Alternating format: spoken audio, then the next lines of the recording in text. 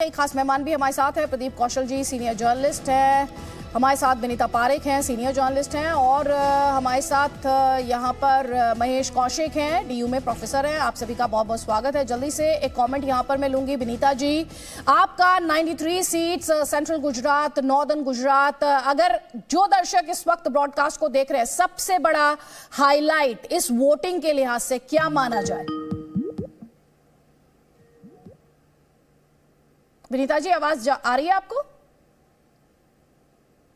विनीता जी तक आवाज नहीं पहुंच पा रही, लेकिन आप हार्दिक पटेल की तस्वीरें यहां पर देख रहे हैं। वीरम गांव से चुनावी मैदान में हैं, और जो पाटीदार आंदोलन हुआ था 2017 में, कांग्रेस पार्टी को उसका फायदा भी हुआ था, लेकिन अब पार्टी बदल चुके हैं और बीजेपी के साथ है। विनीता जी, अगर आवाज आप तक पहुंच पा रही हो, 93 सीटें, 833 कैंडिडेट्स, कई हाई प्रोफाइल सीट्स भी इन 93 सीटों में शामिल। अपने सपनों का बिजनेस शुरू करने के लिए आपको कोई भी बैंक बिजनेस लोन नहीं दे रहा? बिजनेस लोन लेने का सीक्रेट जानना चाहते हो तो फ्रीडम ऐप को अभी डाउनलोड कीजिए। अगर हाईलाइट के लिहाज से इसे समझना चाहें तो सबसे बड़ी हाईलाइट इस वोटिंग की क्या होगी? आज काफी सारी जिनको बोलते हैं की कॉन्स्टिट्यूएंसीज हाईलाइटेड है। जैसे कि आपने हार्दिक पटेल का अभी दिखाया, वो पिछली बार बीजेपी के साथ नहीं थे, इस बार जुड़े हैं। वैसे ही अल्पेश ठाकुर है गांधीनगर साउथ से, वो भी ज्वाइन किए हैं। घाटलोडिया में अभी करंट सीएम भूपेंद्र भाई पटेल है, वो फाइट कर रहे हैं। विरमगाम से जैसे हार्दिक पटेल है। देयर आर मोदी जी की जहाँ पे वोट करने जाएंगे, साबरमती कॉन्स्टिट्यूएंसी है, अमित शाह खड़े रहे हैं यहाँ एलिस ब्रिज से। मुस्लिम वोट्स भी इस बार 6-7 जगहों पे काफी इंपॉर्टेंट है, तो देखना है कि इस बार कैसे रुझाव कर पाए हैं कि नहीं। जैसे कि जमालपुर है, गोधरा है, काफी कम सीटों से पिछली बार वहां से वोटिंग हुआ था, 2000 से भी कम वोटों से वहां पे वोटिंग हुआ था। तो इंटरेस्टिंग वो होगा। एक इंटरेस्टिंग पार्ट वो भी है कि पिछले चुनाव 2017 में नोटा के थर्ड हाईएस्ट वोट्स थे, जैसे कि more than 5.5 lakh votes NOTA को दिए थे। तो जी, तब ये भी देखा गया था कि कई कॉन्स्टिट्यूएंसीज ऐसी थी जहां पर जो विक्ट्री का मार्जिन था उससे ज्यादा वोट मिल गया था नोटा को, और इसीलिए जो तमाम पॉलिटिकल पार्टीज थी वो ग्राउंड पर इस बात को लेकर अलग से प्रयास कर रही थी कि अपने वोटर को वो पोलिंग बूथ तक लेकर जाए। महेश जी, आप इसमें ऐड करना चाह रहे हैं? आपका कॉमेंट जल्दी से। चाहता हूं कि जो नोटा की आप बात कर रहे हैं, हम लोग ग्राउंड पर वहां पर समय बिता करके आए और 600 रिसर्च स्कॉलर्स, प्रोफेसर्स और स्टूडेंट्स ने ऑनलाइन और ऑफलाइन मोड में सर्वे किया है।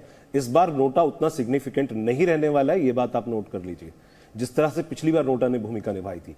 और दूसरी बात यह है कि जो मुद्दा वहां पर महंगाई का बनाया जा रहा है, निश्चित रूप से एक महत्वपूर्ण मुद्दा है, लेकिन वो क्या आम आदमी पार्टी या कांग्रेस को जीत दिला पाएगा, इसकी संभावनाएं मुझे कम दिखती हैं। और आज शाम को जब हम 7 बजे अपने रिजल्ट देंगे तो मैं निश्चित रूप से आपको कहने वाला हूं कि वो रिजल्ट अपने आप में ऐसे होंगे कि जीतने वाली पार्टी और हारने वाली पार्टी, किसी को भी ये विश्वास नहीं आने वाला है कि ये परिणाम कैसे आए हैं।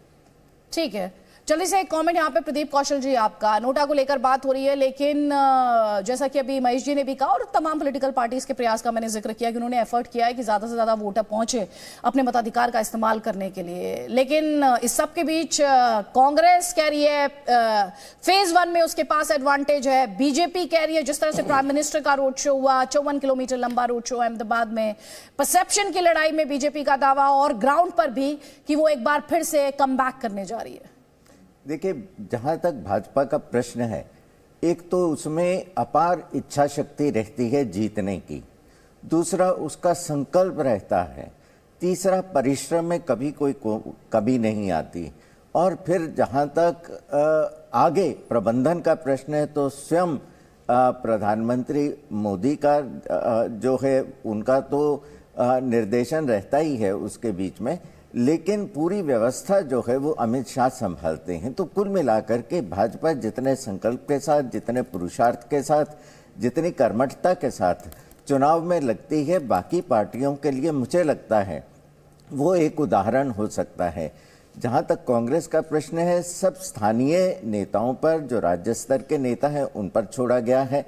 जैसे मैंने पहले भी थोड़ा उस तरफ उसको छुआ था विषय को, कि अशोक गहलोत राजस्थान के मुख्यमंत्री, पड़ोसी राज्य है, उनके हाथ में चुनाव का प्रबंधन है, लेकिन उनकी पीठ पीछे उनके ही गृह राज्य में उनकी सरकार को अस्थिर करने के प्रयास भी जो चल रहे हैं, मुझे लगता है उससे कांग्रेस ने अपनी आपकी मदद नहीं की है।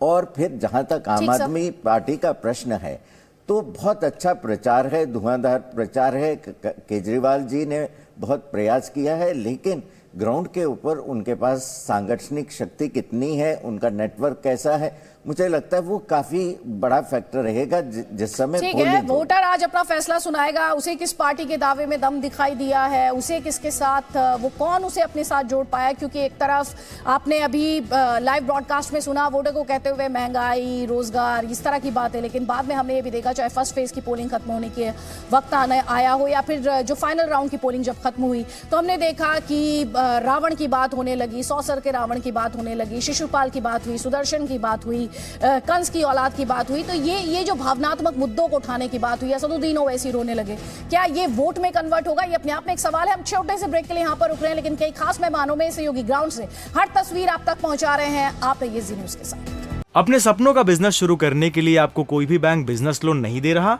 बिजनेस लोन लेने का सीक्रेट जानना चाहते हो तो फ्रीडम ऐप को अभी डाउनलोड कीजिए।